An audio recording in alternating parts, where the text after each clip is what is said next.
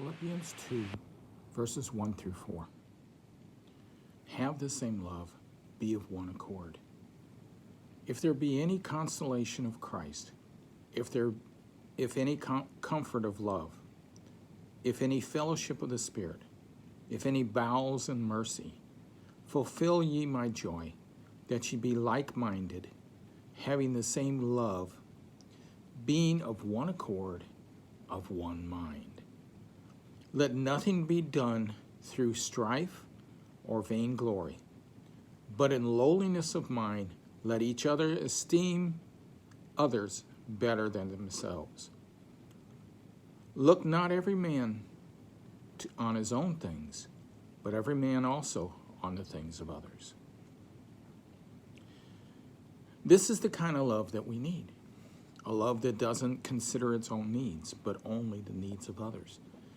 There's only one source for this kind of love. It is who God is. And we must find a way to allow that love to manifest itself through us. If we are to see consolation, comfort, and fellowship, we must adopt a mindset of love toward all. We must be of one accord, and only Godly love can produce that state within us. Being of one accord, or being in a state of spiritual agreement, is the key to having our prayers answered. It must be what we seek above all else. Dwelling in a state of unity is what it's all about. Even the Old Testament and the laws of the Old Testament are geared toward that. And that's what Jesus meant when he said that all the law and the prophets hang on the two scriptures. Say, love the Lord your God with all your heart, with all your mind, with all your soul, and love your neighbor as yourself.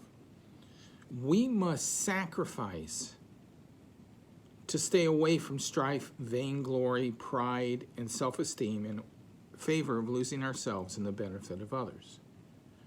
This is not the natural state of the carnal mind.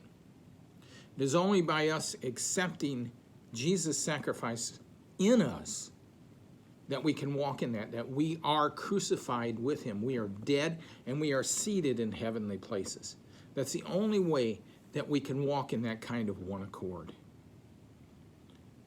This is not natural. In fact, the carnal mind always strives toward selfishness, and it seeks to exalt itself above all else.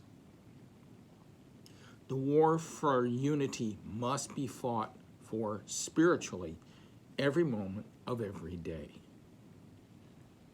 It is only then that we can walk in this world stably and without variance and without fear and without cowardice, is to allow the Holy Spirit to walk through us. And it's the only way we can produce the kind of love that engenders the trust that we need for this kind of unity to take place and for our prayers to be answered. Our eyes must be set on the benefit of our brethren, and let them worry about our well-being. This is a near perfect description of the social construct found in heaven. Focusing on the welfare of others is the most effective way to bring Christ and his love into the realm of the soul.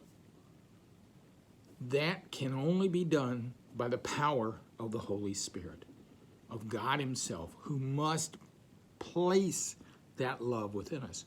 It says that the Holy Spirit did that in Romans chapter 5, that he cast abroad the love of God within our souls. That is that love that produces the unity that we need to be in agreement so that our prayers can be answered. We were designed to be the salvation of this world. Christ within us is the hope of glory.